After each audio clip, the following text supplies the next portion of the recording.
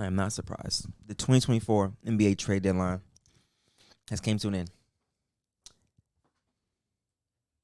The Milwaukee Bucks are trading Robin Lopez to Sacramento Kings, and we are expected to waive Robin Lopez. The Bucks are also sending cash in the deal, sources said. So, black and white, layman terms. Basically, we just got cash considerations.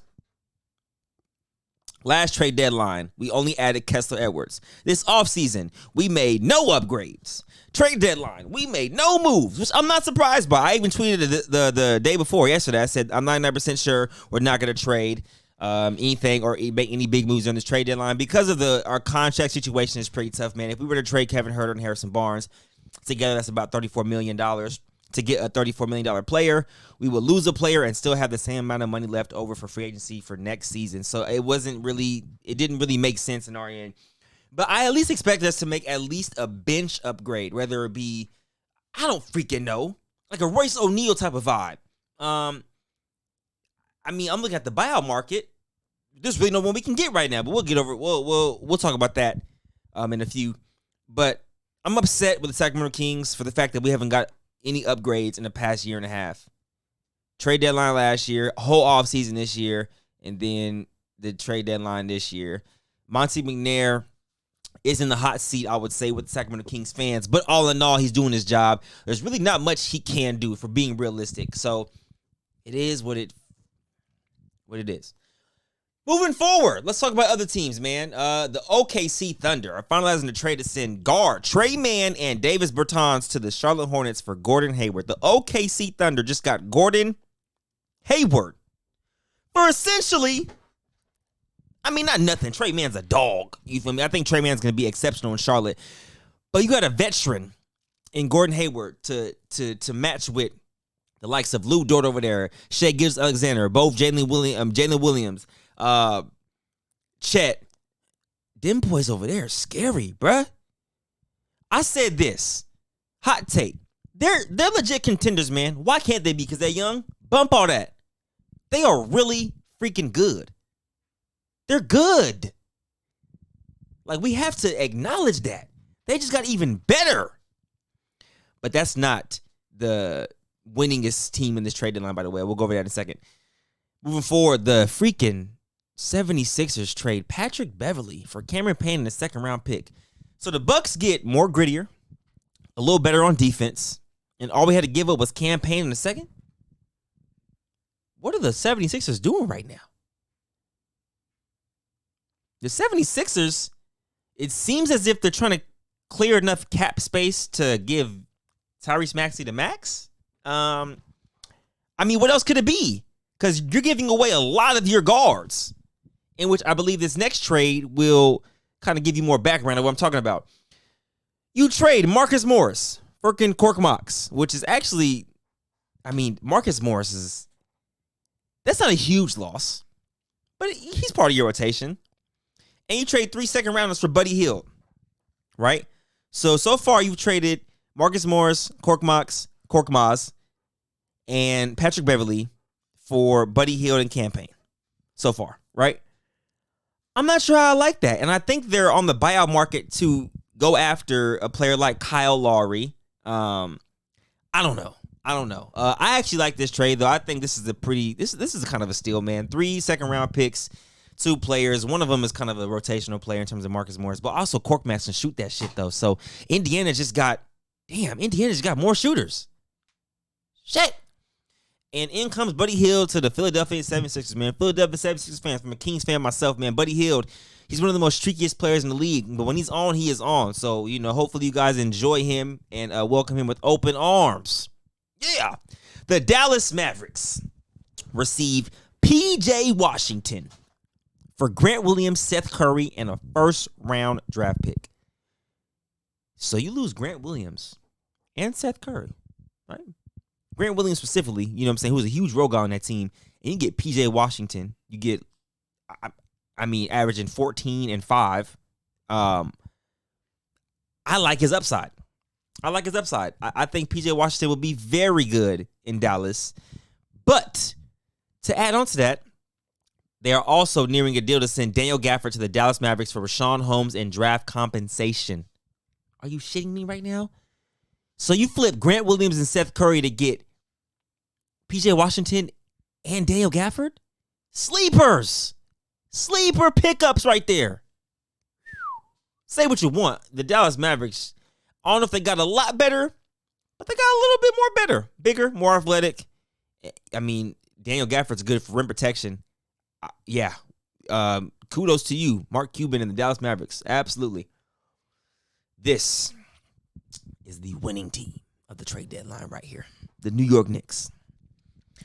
They trade, Pistons trade the Knicks trade Quentin Grimes, Malachi Flynn, Evan Fournier, and Ryan Arcidiacono, and 2 second-round picks for Bojan Bogdanovic and Alec Burks. So the Knicks get Bojan Bogdanovic and Alec Burks to add to that team, and all you lose is, I mean, the main person on this list is Quentin Grimes, but I'm getting Bojan, a 20-point game scorer, Alec Burks, a solid role player, which I believe Alec Burks played in New York before, so he's already accustomed to the city, if I'm not mistaken. Correct me if I'm wrong.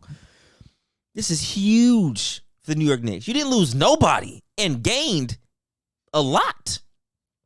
Now that roster is going to look like Jalen Brunson, Julius Randle, Bojan Bogdanovic, Alec Burks, Isaiah Hartenstein, Dante DiVincenzo, Josh Hart.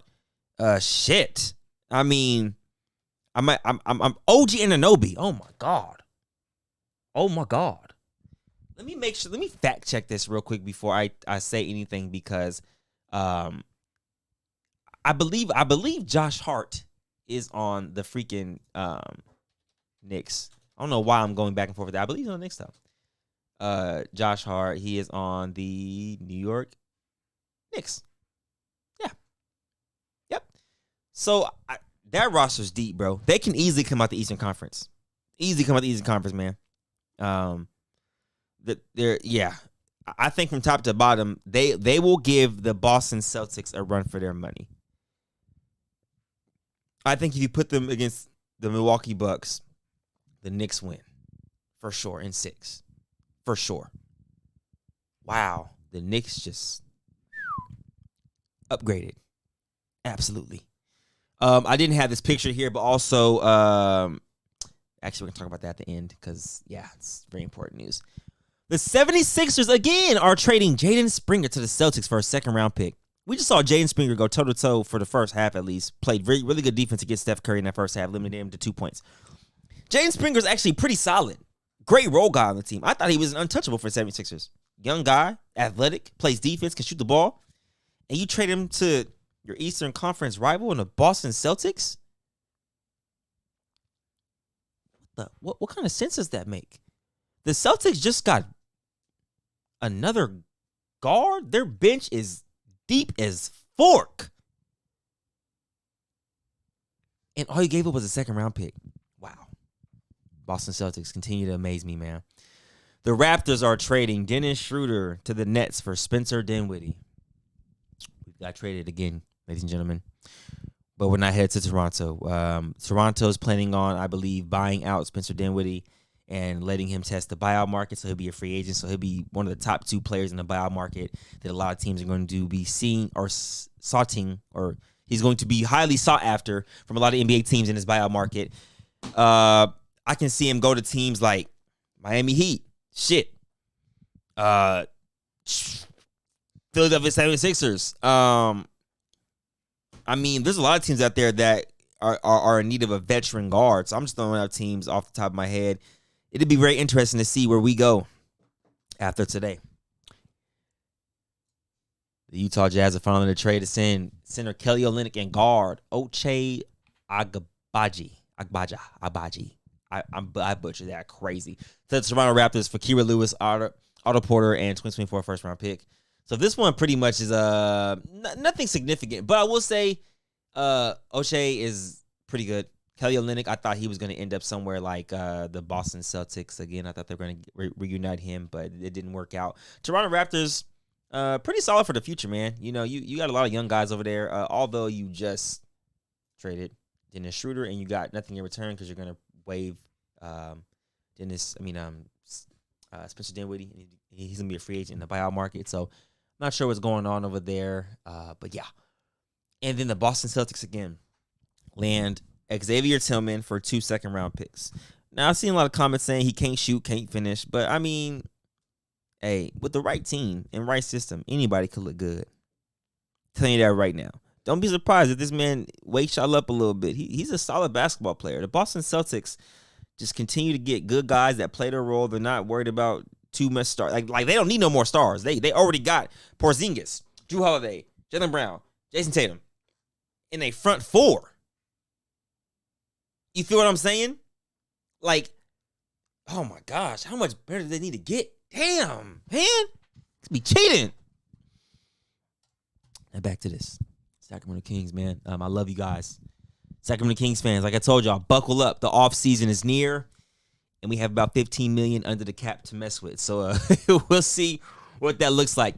I will also say this though, for Oklahoma State Thunder, I was actually pretty shocked. I mean, by the time I'm making this video, they haven't made no new announcements. It's about an hour past the deadline. That they did try to get a backup big. I think they're one big away from being legit contenders. If they can get a big in this buyout market or something, or figure out something to get a big, they're going to be scary. Andre Drummond is staying put in Chicago.